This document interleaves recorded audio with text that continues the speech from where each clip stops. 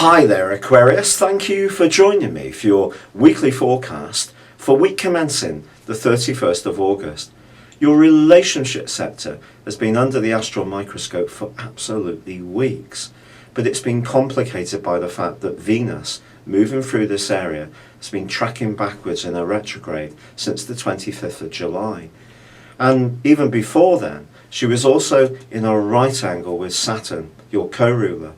But Saturn has been in a very demanding part of your scope.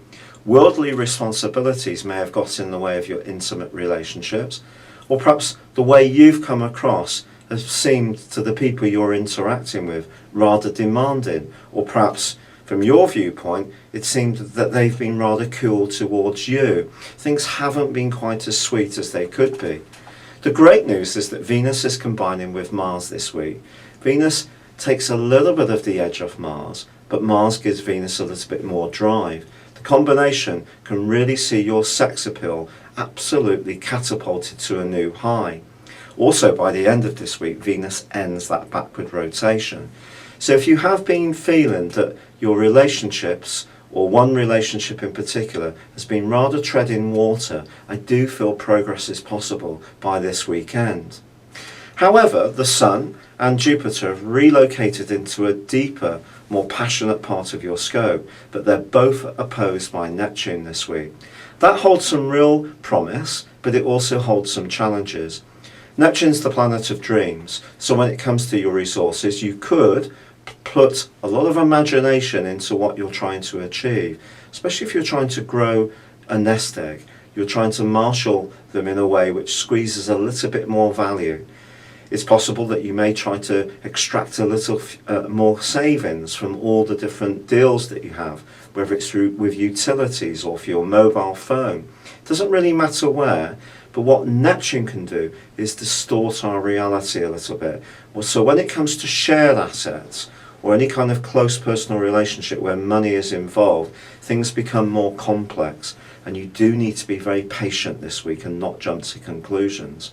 Also, Jupiter in opposition with Neptune could almost enlarge or inflate your desires to such a degree that they almost become impossible to achieve. So if you have goals to improve things, they do need to stay grounded. Now, you can be pretty level-headed about materialism, and this aspect may not affect you quite as much as it would some people. But if you are thinking about property or a business venture, however exciting it may be, do the research and think very carefully if you want to take the next steps.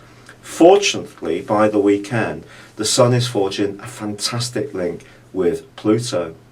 You can be the Zodiac's armchair psychiatrist. You're brilliant at delving into the undergrowth of situations and really digging out what's truly important. And it's possible that you can make a connection as this week draws to a close, which can help guide your financial prospects in a really shrewd and savvy way. And you can show that you can be a lot more entrepreneurial than people think is possible. But there is a quarter moon on Friday in your sister air sign of Gemini, and that's just saying to you really that when it comes to resources and it comes to love, it's possible that some jealousy, some control could be washing around, and you may have to be realistic about that. Equally, when it comes to money making, it's just cautioning you that you can't be too idealistic, which can be one of your key attributes.